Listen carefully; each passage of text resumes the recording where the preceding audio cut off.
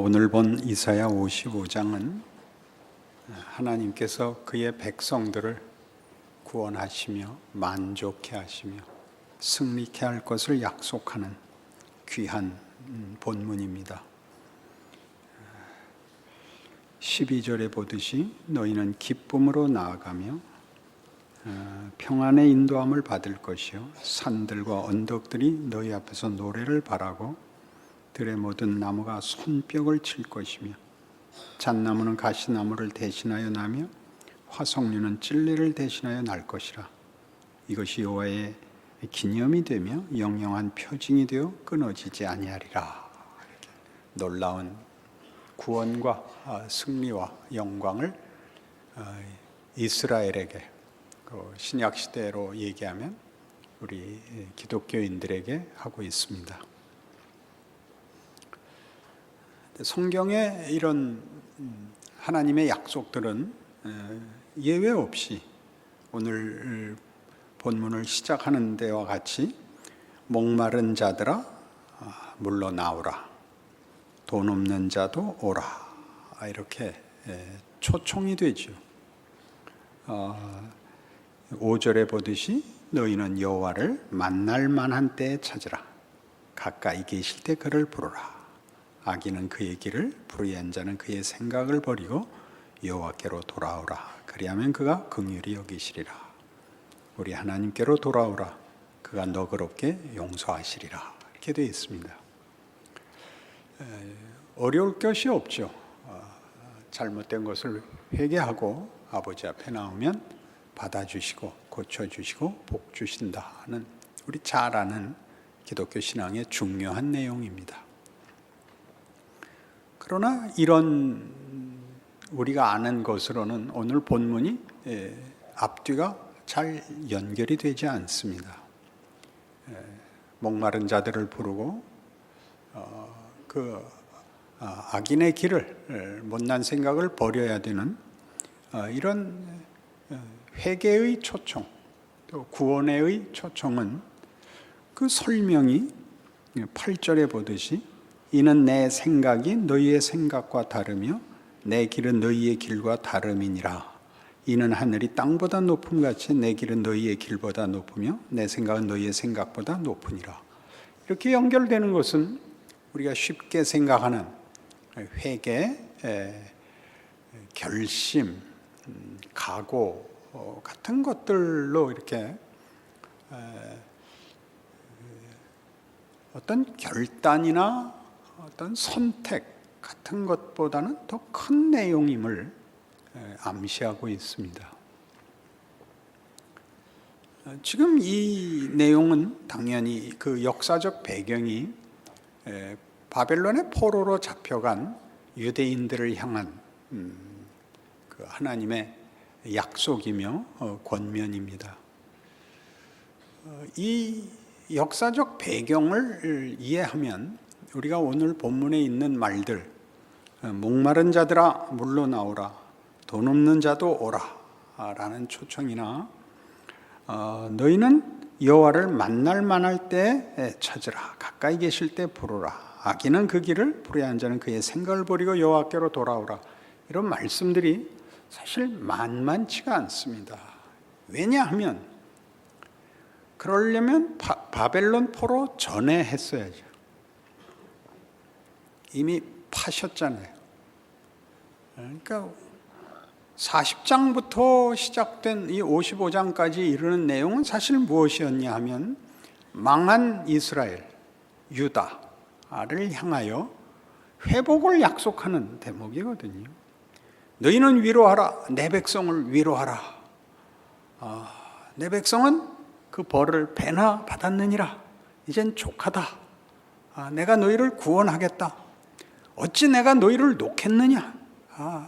이런 약속들이 나오는 그 역사적 배경 속에 있고, 그렇게 되기까지의 역사적 배경은 1장에서 39장에 이르는 아하스 때 절정에 이른 배신, 그리고 히스기야에 의하여 허락된 하나님의 기적적인 구원들을 그 역사적 배경으로 갖고 있습니다. 이스라엘은 하나님 앞에 그 신앙적으로 실패했고 하나님을 거부하여 이제 심판을 면할 수 없게 되었습니다. 이사야를 통하여 끊임없이 경고하고 하나님의 구원으로 돌이키려 하였지만 이스라엘 백성은 듣지 않습니다. 그리고 그들은 곧 망하게 되었습니다. 그리하여 당시에는 아수르가 와서 그 위협을 하고 마침내는 바벨론에 의하여 유다가 포로로 잡혀가는 것으로 이스라엘의 역사가 어떤 한 획을 긋게 됩니다. 이사야 34장에 가면 그 시대적 배경이 34장에서 이렇게 소개되어 있습니다. 열국이여 너희는 나와 들을지어다. 민족들이여 귀를 기울일지어다. 땅과 땅에 충만한 것 세계와 세계에서 나는 모든 것이여 들을지어다. 대저 여호와께서 열방을 향하여 진노하시며 그들의 만군을 향하여 분내사 그들을 진멸하시며 살육당하게 하였은즉 그 살육당한 자는 내던진 바 되며 그 시체의 악취가 솟아오르고 그 피의 산들이 녹을 것이며 하늘의 만상이 사라지고 하늘들이 두루마리같이 말리되 그 만상의 쇠잔함이 포도나무 잎이 마름 같고 무화과나무 잎이 마름 같으리라. 온 세계 심판을 명하는데 이 심판을 명하는 이유는 그들이 이스라엘을 대적했기 때문입니다. 여기서 열방은 말하자면 애굽이고 아람이고 아수르고 바벨론입니다. 그리고 이런 열방을 향한 심판은 그들이 하나님을 섬기는 자들을 대적함으로써 하나님을 대적한 것이기 때문에 심판이 선포되고 있는데 그들이 하나님을 대적한 것은 사실 따지고 보면 이스라엘이 하나님을 배반했기 때문에 하나님이 그들에게 팔았던 것입니다. 이스라엘을 심판하기 위하여 그들을 채찍으로 썼는데 이제 와서 그 채찍 보고 화를 내시는 것이죠. 그러니까 그렇게 화를 낸다는 건 하나님이 이스라엘을 이미 파셨고 그 채찍으로 때리신 탓입니다. 그래서 그 채찍에게 화를 내십니다. 35장에 오면 그래서 광야와 메마른 땅이 기뻐하며 사막이 백합화같이 피어 즐거워하며 무성하게 되어 기쁜 노래로 즐거워하며 레바논의 영광과 갈멜과 샤론의 아름다움을 얻을 것이라. 그것들이 여호와의 영광 곧 우리 하나님의 아름다움을 보리로다. 이거는 메맞은 이스라엘의 회복입니다. 이 두 가지를 잊지 않아야 됩니다. 자식을 옳게 만들기 위하여 채찍으로 때리고 그 채찍을 꺾어버리고 채찍에 화를 내시고 채찍으로 때린 자식은 이렇게 영광스럽게 할 겁니다. 그러니까 이스라엘은 이미 맞았죠. 이미 맞았고 그리고 결과적으로 그 채찍은 꺾어버릴 것이고 이스라엘은 회복될 것입니다. 그리고 무슨 일이 기록되냐면 36, 37, 38, 39가 36장에 아수르의 침공으로 인한 예루살렘의 위기, 그리고 산헤립이 왕이었는데 랍사게를 군대 장관으로 세워 예루살렘을 포위 공격해 하고 히스기야와 여호와를 조롱합니다. 36장 이야기고 37장에서는 그래서 히스기야가 그 랍사게가 보낸 위협적인 그 글을 가지고 하나님 앞에 나아가 하나님께 기도하는 모습입니다. 그래서 하나님이 대답하시죠. 너 가서 너 걱정 마라. 내가 이 아수르를 멸할 것이다. 그래서 하루아침에 하나님의 천사가 내려와 18만 5천을 죽여버렸습니다. 그래서 다 망하고 도망가서 산헤립은 자기가 섬기는 자기네 신전에 들어갔다가 아들들에 의해서 죽습니다. 그리고 38장에 히스기야가 병이 듭니다. 그리고 병들어 고뇌하는 탄식과 비명과 기도가 소개되고 있습니다. 히스기야 입장에서 보자면 나라의 존망이 걸린 위기에서 속타는 절망과 위협 속에서의 나날들을 간신히 넘어왔는데 그리고 덜컥 병에 걸려 죽게 됐으니 허망하지요. 하나님께 마구 불만을 토합니다. 하나님이 그래 15년 더 살게 해주마. 회복되는 이야기입니다. 그 말을 듣고 바벨론에서 사자가 옵니다. 어떻게 아수르를 이겼는지, 어떻게 죽을 병에서 살아났는지 궁금하거든요. 이 히스기야가 자기네 성전 곡간을 열어서 자기네 국력이 얼마나 굉장한가를 자랑했다가 하나님께서 네가 보여준 것 그대로 다 바벨론에 빼앗길 것이요, 네 자식들 중에도 잡혀가는 자가 있을 것이다. 이렇게 되고 40장으로 넘어왔던 것입니다. 그러니 우리가 너희 목마른 자들아 물러나오라, 너희 돈 없는 자도 오라, 너희는 여호와를 만날 만한 때에 만나라, 이러는 것은 경계가 아니고 경고가 아니고 이미 하나님께서 다 이미 행하신 심판, 고통, 절망 속에다 대고 하는 말이 되지 않았습니까?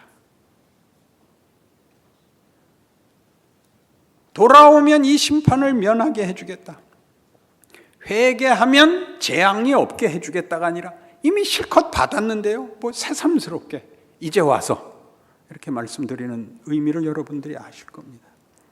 여러분들 신앙생활 속에서 반복되는 일 아니든가요?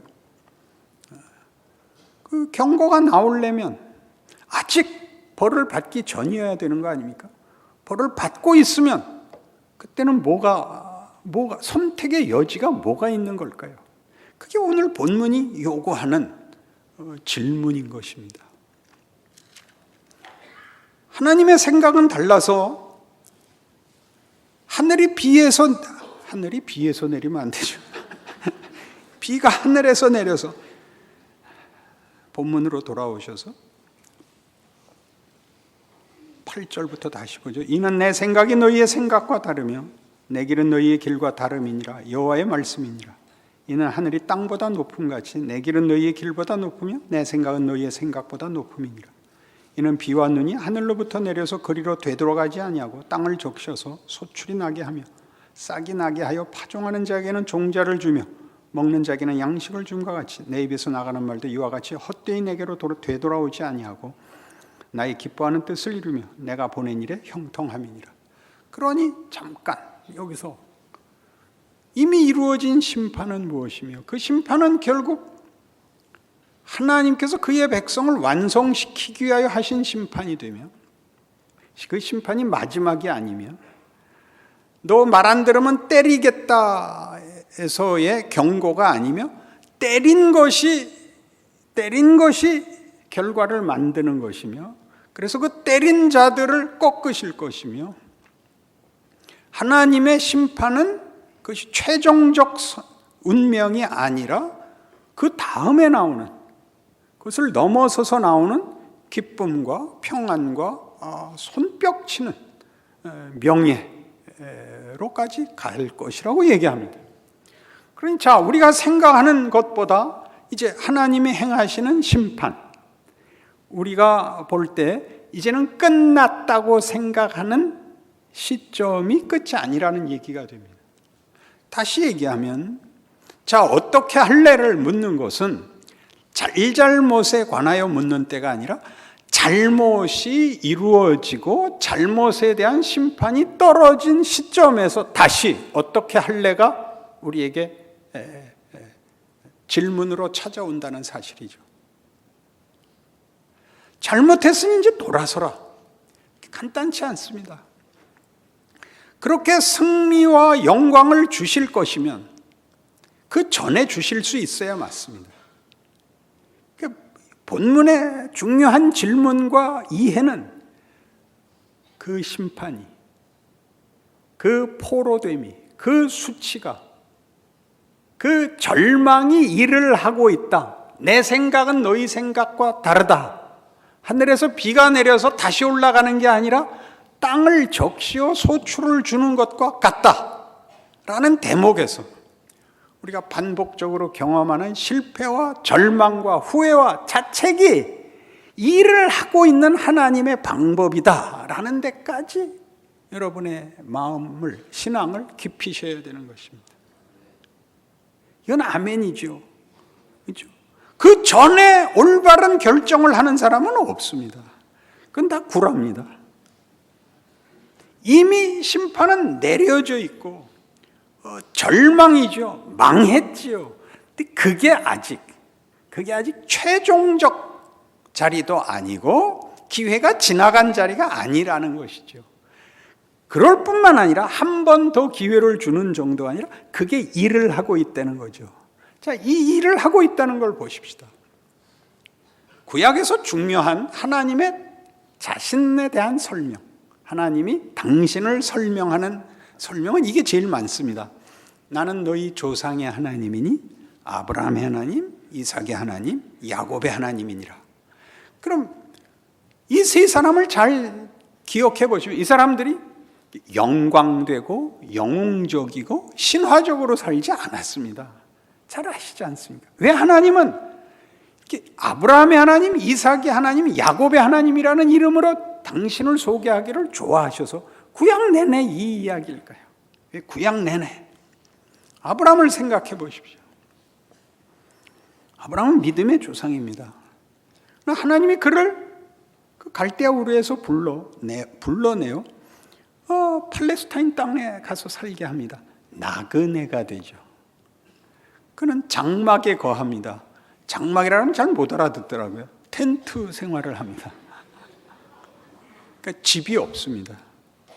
그는 나그네로 살아서 어디를 가든지 사실은 불안한 사람입니다. 자기가 가는 모든 곳에서 그는 나그네입니다. 그러나 그는 뭐가 되느냐 하면 아브라함은 복의 근원이 됩니다. 그가 복이 됩니다.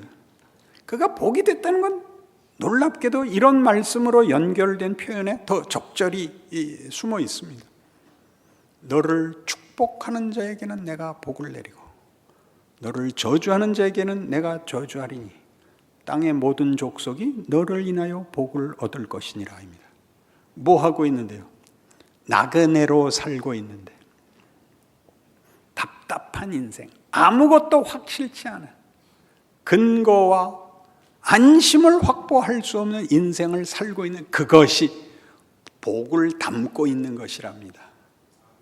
여기가 우리가 오해하는 데죠. 이삭을 보실래요? 이삭은 없어야 되는 사람입니다. 그는 아브라함 100세에 얻었고 아이를 생산할 수 없을 때 난 자식이며 그나마도 분명히 하기 위해서 이삭의 의미를 분명히 하기 위해서 하나님이 잡으라고 합니다. 모리아산에 들어가서 죽일 작정이었죠. 왜 이삭을 잡으라고 하는가? 얘는 없어도 된다입니다. 없어도 된다. 잡아라. 아브라함이 믿음이 어느 만큼 돼서 잡으려고 그랬는지는 모르겠습니다. 제 생각엔 제 나이쯤 돼야 알아먹는데 하긴 그때 아브라함이 100살이 넘었으니까 늦은 나이는 아니었겠죠. 잡았죠. 하나님이 손을 막고 됐다. 뭐가 됐다는 거죠? 너 알아먹었구나. 얘는 없어도 된다 이겁니다. 이삭이 없어도 된다는 게 무슨 뜻일까요? 하나님이 하시려는 일은 창조와 부활에 속한 것들입니다. 우리가 이해하는 인과 법칙이나 시간의 전후나 문맥이나 조건이나 상황이나 어느 것도 필요 없습니다. 하나님이 하시고자 하면 만드시는 것입니다. 그 만든 것이 이삭이죠. 태어날 수 없고 살아있으면 안 되는, 우리가 얘기하자면 기적이고 초월이고 신비고 이해할 수 없고 부정적으로 얘기하면 모호하고 막막하고 절망이고 말이 안 되는, 그게 이삭이죠. 이삭은 평생을 그렇게 삽니다. 그래서 창세기에서 이삭은 한 번도 영웅적이거나 모범적인 모습이 보이지 않습니다. 이삭에 대해서 할 얘기가 없습니다. 그는 신화적이지기도 위대한 업적도 없습니다. 그가 증언하는 것은 하나님의 일하심의 구체적 존재입니다. 우리는 우리 스스로도 그렇고 세상이 봐도 그렇고 내 가족이 봐도 그렇고 말이 안 되는 겁니다.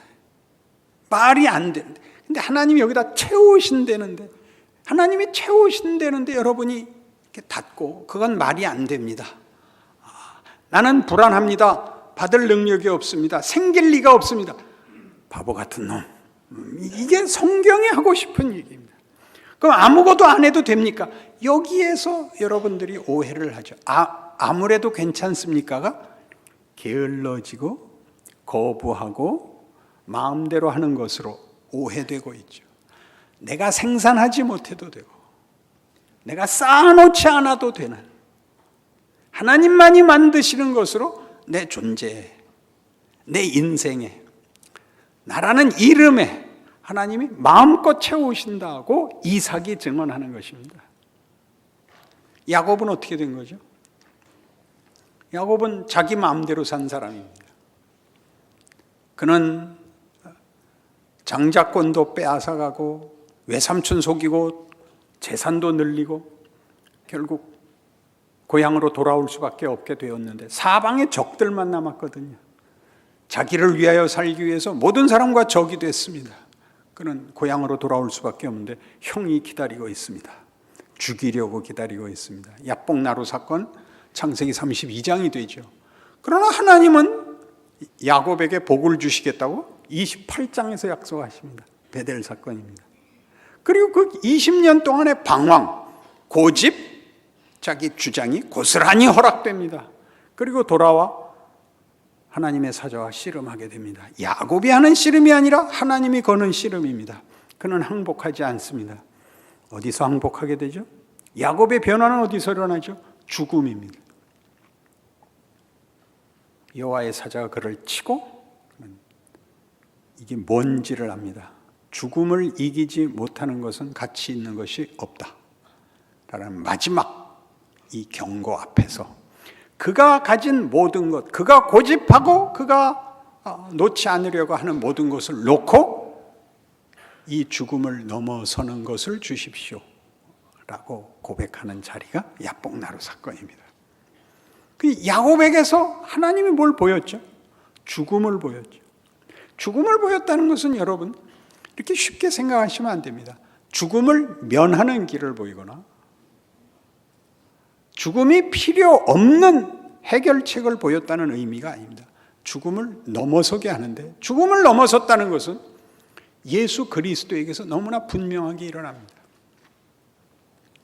예수는 우리를 구원하기 위하여 시간과 공간 속에 오십니다. 성육신이라고 얘기하는 구체적인 모습으로 오십니다. 그리고 그는 그의 삶을 기적으로 살고 오해 속에 살고 배신 속에 살고 그리하여 수치와 고통 속에 죽습니다. 그의 죽음이 부활까지 감으로써 우리는 부활을 가려면 당연히 성육신, 한계 속에 들어오고 순종하고 오해받고 배신당하고 고난과 수치 속에 억울한 죽음을 당하는 것들을 연결해야 부활에 간다는 걸 알게 됩니다. 그러니까 부활은 덩그러니 공중에 떠 있는 개념이 아니고 이런 모든 것들로 쌓인, 켜켜이 쌓인 어떤 것이 되는 것입니다. 이 이해를 위하여 요셉을 생각해 보십시오. 요셉은 형들에게 미움을 사고 팔려가고 노예가 되고 무고를 당해서 감옥에 갑니다. 그리고 거기서 그는 꿈을 해석하고 총리가 됩니다. 그가 총리가 될 길은 아닌, 총리가 될 수 없는 최악의 반대 상황 속에서 걸어 총리가 됐는데, 그는 총리가 되자 그는 임의로 백관을 제어하며 지혜로 장로를 교훈하게 됩니다. 그 무슨 권력이 아닙니다. 보상이 아닙니다. 그동안에 배운 겁니다. 무슨 길에서 배웠다고요? 배신, 고통, 고난, 절망이 했다고요, 그 일을. 그래서 요셉은 보복하지 않습니다. 요셉이 고생한 걸 하나님이 보상해 주지도 않은 겁니다. 그게 키운 겁니다. 죽음이란 희한하게도 하나님이 우리 모든 신자들에게도 예외 없이 적용하셔서 우리는 설명할 수 없는 죽음을 우리 인생에서 실컷 봅니다. 왜 하필 그 사람이 먼저 죽는가? 그런 생각 해본 적 당연히 있죠. 얘가 먼저 죽어야 되는데 왜 제가 죽는가? 왜 나이의 순서에 상관이 없는가? 가장 필요한 사람이 왜 죽는가? 저건 왜 안 죽는가? 안 그래? 일을 하고 있다는 걸 모른다니까. 죽음은 다만 심판 정도가 아니라니까. 심판도 일을 한다니까.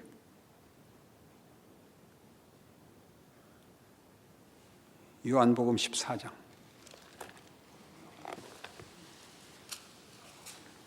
8절 빌립이 이르되 주여 아버지를 우리에게 보여주옵소서 그리하면 족하겠나이다. 예수께서 이르시되 빌립아 내가 이렇게 오래 너희와 함께 있을 때 네가 나를 알지 못하느냐? 나를 본 자는 아버지를 보았거늘 어째 아버지를 보이라 하느냐? 왜 예수님이 자기를 보면 아버지를 본 거라 그러죠? 참으로 신기하지 않아요? 빌립이 왜 예수님 보고 아버지를 보여달라 그랬겠어요? 당신이 메시아라는데 그러면 그 권력과 힘이 있어야 되지 않습니까? 또 이렇게 아무런 힘도 가지지 않은 이런 기적은 행하시는데 권력은 가지지 않은 이게 뭡니까? 이게 나를 본 자가 아버지를 본 거랍니다. 하나님을 본 자가 없는데 예수를 본 자는 아버지를 본 것입니다. 신기하지 않습니까? 우리 때 예수를 본 자는 아무도 없는데 나를 보면 예수를 봐야 맞습니다. 그것은 도덕성과 종교성의 문제가 아닙니다. 히브리서 5장식으로 얘기를 하면 그가 아들이시라도 받으신 고난으로 순종함을 배워서 온전하게 되셨다. 이렇게 예수의 성육신과 고난을 소개하고 있습니다. 순종해서 완전하게 된, 순종이 조건이고 방법인, 그래서 온전해진 것이 결과인 것으로 얘기하지 않고 순종이 그의 예수가 누구신가, 그 안에서 하나님 뭘 하시는가를 순종 속에 이렇게 담아낸 것이다, 그런 뜻입니다. 우리 모두가 지금 나를 보면 아버지를 보았느니라. 아버지가 찾아오고 계시죠. 옆에 오셨죠. 임마누엘이지 않습니까? 육신을 입고 우리가 사는 자리, 내가 처한 입장에 와 계시지 않습니까? 그 하나님입니다. 우리 하나님, 천지를 지으신 하나님, 우리를 자기 형상으로 지으신 하나님, 우리를 사랑하사 이 모든 약속, 너희가 기쁨과 평안으로 돌아올 것이다 를 약속하신 하나님, 이렇게 우리의 일상에 찾아오십니다. 내 잘잘못에 보상해 주는 정도가 아니라 내 잘잘못에 함께 하십니다. 그러니까 우리의 인생 속에 일어나는 모든 경우가 하나님이 일하시는 경우입니다. 그것이 일을 합니다. 그러니 나를 봐라. 우리가 예수를 보면 믿을만하다, 믿을만하지 못하다가 서로 왔다 갔다 하잖아요. 예수를 믿지만 그의 부활을 믿지 않는 사람들이 있습니다. 기독교 신앙 내에서도.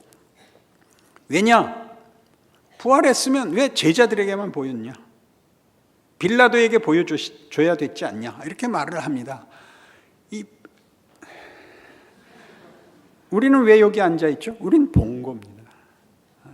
예수의 부활을 봐서 여기 앉아있는 겁니다. 근데 그렇게 말하는 사람같이 우리도 가끔 이렇게 보여주지 마시고 더 분명하게 좀 보여주십시오. 그러니까 우리를 혼란시키는 것이죠.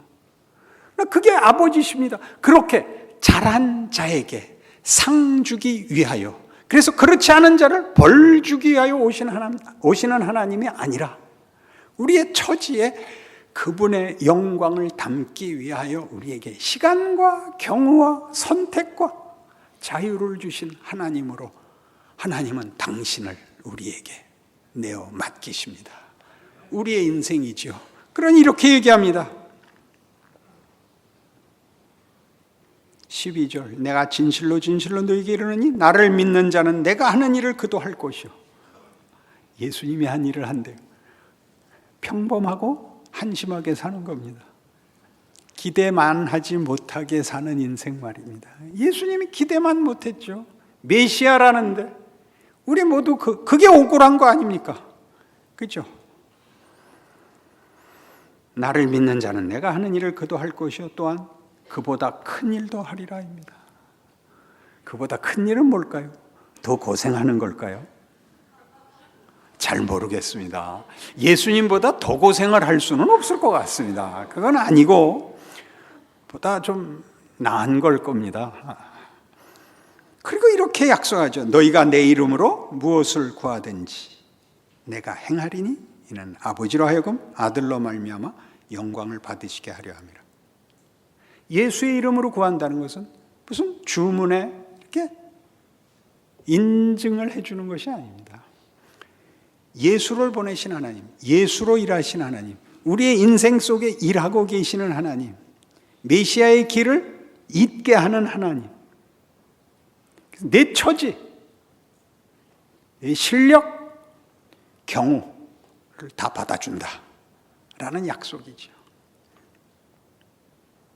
그러니 기독교 신앙이 약속하는, 그리고 지금도 마음껏 허락하는 은혜란 뭘까요? 은혜는 안심이 아닙니다. 해결이 아닙니다. 은혜는 살아보라는 것입니다. 하나님의 사람으로 살아보라는 것입니다. 많이 울까고 하십시오. 그 눈물들이 웃은 것보다 더 큰 일을 만들어낸다는 것 확인하시게 될 겁니다. 기도하십시다. 하나님 아버지 은혜를 감사합니다. 우리의 인생에 우리의 눈물과 절망과 비명과 분노가 일을 한다는 것을 배웁니다. 마음껏 더 깊고 크게 우리의 인생을 살아내고 하나님의 동행과 기적을 보는 우리의 인생 되게 하여 주시옵소서. 지금은 우리 주 예수 그리스도의 은혜와 하나님 아버지의 극진하신 사랑과 성령님의 동행하심이 하나님을 아버지라 부르는 것이 얼마나 큰 것인지, 예수 이름으로 무엇이든지 구할 수 있다는 것이 무엇인지 알고 자기 인생을 충실히 살아내는 복을 누리는 우리 모두 되게 하여 주옵소서. 함께 충만하옵소서. 아멘.